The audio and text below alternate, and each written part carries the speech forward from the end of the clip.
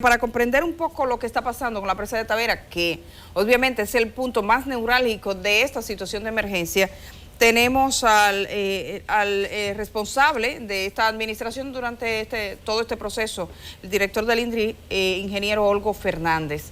Ingeniero, buenos días. Buenos días, Edith. Buenos días, Altagracia. Cuéntenos. Buenos días al país. Cuéntenos cuál es la situación en este momento de la presa de Tavera. Sí, Edith. Tenemos los últimos dos reportes del Comité de Operación de Presa, el de las 5 de la mañana y el de las 6 de la mañana, porque cada hora estamos sacando un parte de despacho de la situación por la que la naturaleza nos ha llevado a tener que administrar el embalse de Tavera en este momento de emergencia. A las 5 de la mañana el embalse tenía un despacho de 500 metros cúbicos y tenía una entrada de 472. Ya a partir de esa hora la presa logramos bajarla anoche, que estuvo en la 326.09, logramos durante la noche bajarla a la 325.93 y a las 5 de la mañana se le hizo un cierre de 50 metros al embalse y se bajó a 450. Ya a las 6 de la mañana volvimos a operar otro cierre que se va a ejecutar ahora de otros 50 metros y la entrada está en la 374.22 y la salida seguirá siendo la de 400 metros. Esa es la razón. El embalse ha tenido que ser sometido a esa situación, pero es importante destacar, Altagracia y Edith, que el miércoles a las 3:15 de la tarde, el río Jimenoa, que es de una pendiente muy pronunciada, y es la misma cuenca del río Camún, tuvo unas precipitaciones de más de 74 milímetros en una hora. Eso es mucha lluvia acumulada para una cuenca pequeña como la de Jimenoa y la del Camún. Por eso el Jimenoa bajó con una crecida brusca a las 3:15 de 1.348 metros cúbicos por segundo, casi durante 2 horas. La presa administró esa crecida, pero volvió y repitió a las 5:15 con otra crecida de 1.178 metros cúbicos por segundo.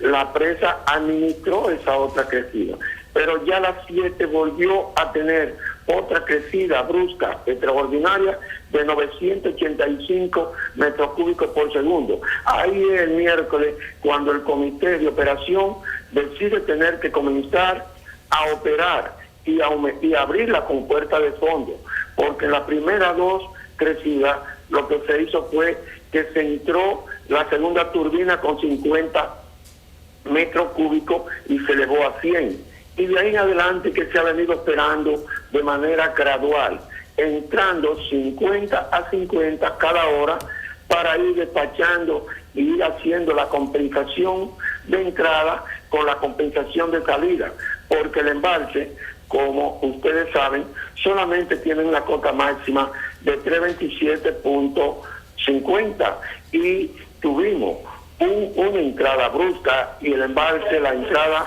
nos lo colocó en la 326.09 en menos de 4 horas. Eso es mucha agua. Y en ese sentido se hicieron todas las alertas a través del COE, a través de la Defensa Civil, del mismo Ministerio de las Fuerzas Armadas y a través de los gobernadores de Santiago y el Comité de Emergencia, del Comité de Emergencia de la provincia de Valverde y del Comité de Emergencia de la provincia de Montecristi, porque sí, estas aguas fundamentalmente a Santiago llegarían el miércoles en unas 3 a 5 horas, pero a Valverde Mao se tomaban entre 15 y 18 horas. A Montecristi van a llegar precisamente en el día de mañana, porque se tomarían entre 82 y 82 horas para llegar. O sea que el equipo de protección del gobierno ha estado actuando con prudencia y ha estado actuando con prontitud, dando los avisos de alerta temprana para que las autoridades puedan ir evacuando a toda la familia que estén en lugares vulnerables. Eso es lo que hemos hecho. Esperamos que a partir de ahora, de las 7 de la mañana, ya la entrada del río Jimenoa y del Yaque han ido bajando sus caudales, y en esa misma medida el comité de operación va a ir haciendo cierre gradual, porque tenemos primero que preservar el embalse. Sobre la presa, que escuché a Altagracia hacer un comentario y está en lo correcto, es importante que el país sepa que la presa de Tavera en sus taludes izquierdos tiene una banda expansiva, pero esa es una banda expansiva que los diseñadores y los constructores se la colocaron a la presa para que la presa la use en momentos de emergencia. Cuando la presa tuvo la entrada brusca de los 1.348 metros cúbicos por segundo, lógicamente, ¿qué hace? Que usa su banda expansiva, la abre para soportar la presión hidráulica de ese volumen de agua que le entra de manera repentina. Pero esa es el arte y la seguridad de la presa, que tiene que usar sus herramientas, así como usa las herramientas de la compuerta para abrir y cerrar. También la presa tiene que usar todos sus instrumentos para la seguridad de todas las poblaciones que están aguas abajo. La presa está segura porque el INDRI, a través de un consorcio internacional, le hicimos una evaluación no hace más de 20 días. La empresa Inclán nos hizo una evaluación de seguridad de presa y de calidad de agua, y tanto las aguas como la seguridad de las principales 8 presas están seguras, y se lo podemos certificar porque tenemos el documento en nuestra institución que Tavera es una presa segura y ya fue sometida a los experticios de seguridad internacional por la empresa española Inclán, que nos hizo esos estudios y fueron pagados por el gobierno dominicano. Ingeniero. Igualmente. Sí, no, está bien. Usted iba a decir algo más. Sí.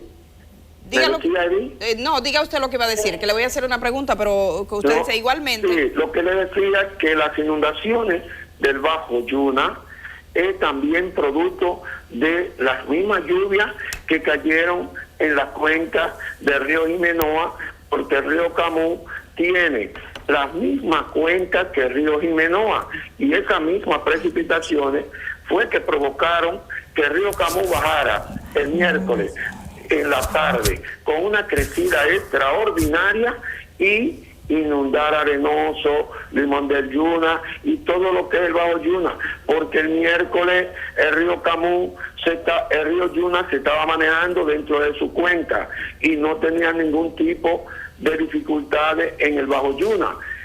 Lógicamente iba crecido, pero al venir una crecida extraordinaria como la que hizo el Camus y la que hizo el río Licey, que nace ahí en la cordillera entre Moca y Santiago, que es un afluente de Camus, eso también provoca que en la desembocadura del río Yuna, todas esas aguas van al Yuna, aguas abajo de la presa de Atillo, y además el río Maguaca en Sánchez Ramírez, el río Chacuey en Sánchez Ramírez, que todos han ido bajando con crecida y volúmenes altos, y todos van a depositar sus aguas en el río Yuna. Esas son las aguas que están inundando ahora mismo el Bajo Yuna. Y la naturaleza, ahí no hay autoridad que pueda actuar, porque esa zona ya no tiene presa. Bueno, muchas gracias. Muchas gracias a Olgo Fernández, director del Instituto Dominicano de Recursos Hidráulicos, por mantenernos al día de lo que está pasando, y gracias por la aclaración, que yo creo que la gente lo necesita.